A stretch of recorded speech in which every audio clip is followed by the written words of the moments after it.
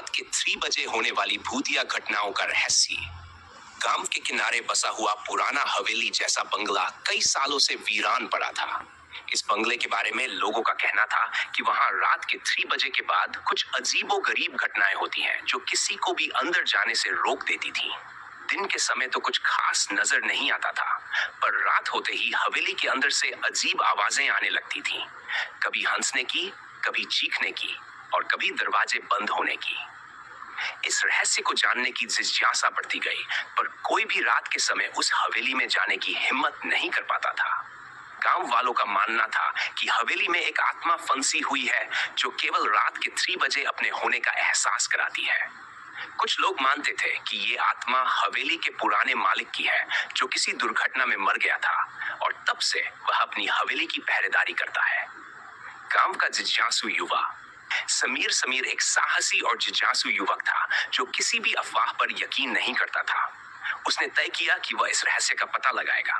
गांव वालों ने उसे रोकने की कोशिश की, लेकिन उसकी जिज्ञासा किसी की बात मानने को तैयार नहीं थी। समीर ने फैसला किया कि वह रात के 3 बजे खुद हवेली के अंदर जाकर देखेगा कि आखिर वहां क्या हो रहा है। पहली रात का डरावना अनुभव। रात के 10 बजे समीर हवेली के दरवाजे पर पहुंचा। चांदनी रात थी और हवेली एक खामोश लेकिन डरावने साये की तरह खड़ी थी। समीर ने धीमे से दरवाजा खोला। दरवाजा खुलते ही एक ठंडी हवा का झोंका आया, जैसे किसी ने उसके स्वागत के लिए अपना आभास दिया हो। हवेली के अंदर घुसते ही उसे एहसास हुआ कि यहाँ कुछ तो अलग है। समीर ने कमरे की दीवारों को देखा। दीवारें धुंधली और उखड़ी हुई थी, लेकिन एक खास बात ने उसकी आंखें खींच ली। दीवारों पर अजीब तरह की आकृतियां उभर रही थी। ऐसा लगा जैसे कोई अदृश्य शक्ति वहां मौजूद हो और उसे देख रही हो। उसने खुद को शांत रखते हुए आगे बढ़ने का निर्णय लिया। रात के 3 बजने वाले थे और अचानक समीर को लगा कि हवेली का तापमान तेजी से गिरने लगा है। तभी अचानक उसे हवेली के एक कोने से आवाज आई, जैसे कोई जोर से दरवाजा पीट रहा हो। वह तुरंत उस दिशा में बढ़ा। आवाज एक पुराने लकड़ी के दरवाजे के पीछे से आ रही थी।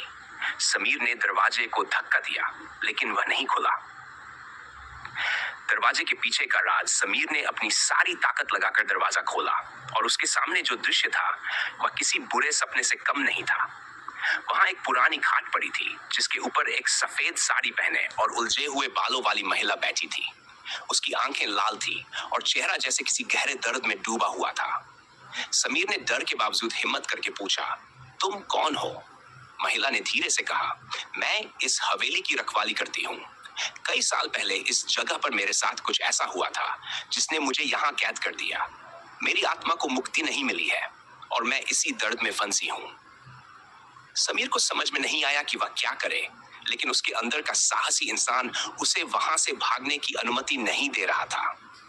महिला ने अपनी कहानी सुनानी शुरू की। वह कभी इस हवेली के मालिक की पत्नी थी और एक भयानक दुर्घटना में उसकी मौत हो गई थी। लेकिन उसकी आत्मा अभी भी इस दुनिया में फंसी हुई थी, क्योंकि उसकी मौत के बाद कुछ अधूरी ख्वाहिशें थीं जिनके चलते वह कभी चैन नहीं पा सकी। रहस्य गहराता है। समीर ने महसूस किया कि उसके पास ज्यादा समय नहीं है, क्योंकि रात के 3 बज चुके थे।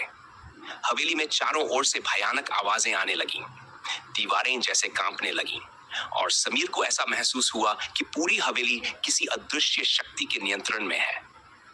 अचानक महिला ने समीर की ओर देखते हुए कहा, तुम ही हो जो मुझे इस कैद से मुक्त कर सकते हो।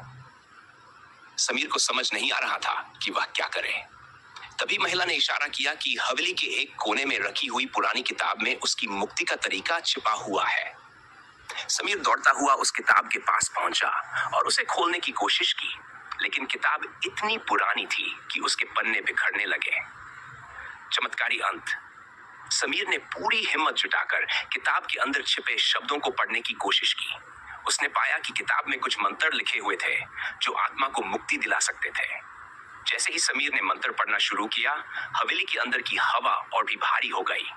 दीवारों से आती चीखें तेज हो गई और ऐसा लग रहा था कि पूरी हवेली किसी विनाश की ओर बढ़ रही है। लेकिन समीर ने मंत्र पढ़ना जारी रखा। अचानक हवेली में एक तेज रोशनी चमकी और वह महिला जो समीर के सामने थी धीरे धीरे अदृश्य हो गई। उसके चेहरे पर एक शांति थी और वह कह रही थी, अब मुझे मुक्ति मिल गई। हवेली की सारी भूतिया घटनाएं जैसे अचानक रुक गई। समीर की वापसी। समीर जैसे ही बाहर निकला, सुबह हो चुकी थी। गांव के लोग बाहर खड़े होकर उसका इंतजार कर रहे थे। समीर ने उन्हें सारी कहानी बताई और हवेली के रहस्य को सुलझाने का दावा किया। हवेली के अंदर अब कोई अजीब घटना नहीं होती थी और गांव वालों ने समीर की बहादुरी की सराहना की। लेकिन सबसे बड़ा रहस्य अभी भी बना हुआ था। क्या हवेली की आत्मा वाकई में मुक्त हो चुकी थी या वह सिर्फ किसी और के आने का इंतजार कर रही थी? ये सवाल आज भी गांव वालों के मन में है और समीर को इस बात का एहसास हो गया कि कभी कभी कुछ रहस्य सुलझाने के लिए नहीं, बल्कि हमें जिज्ञासु बनाए रखने के लिए होते हैं। अब सवाल यह है, क्या आप हिम्मत करेंगे रात के 3 बजे उस हवेली में जाने की?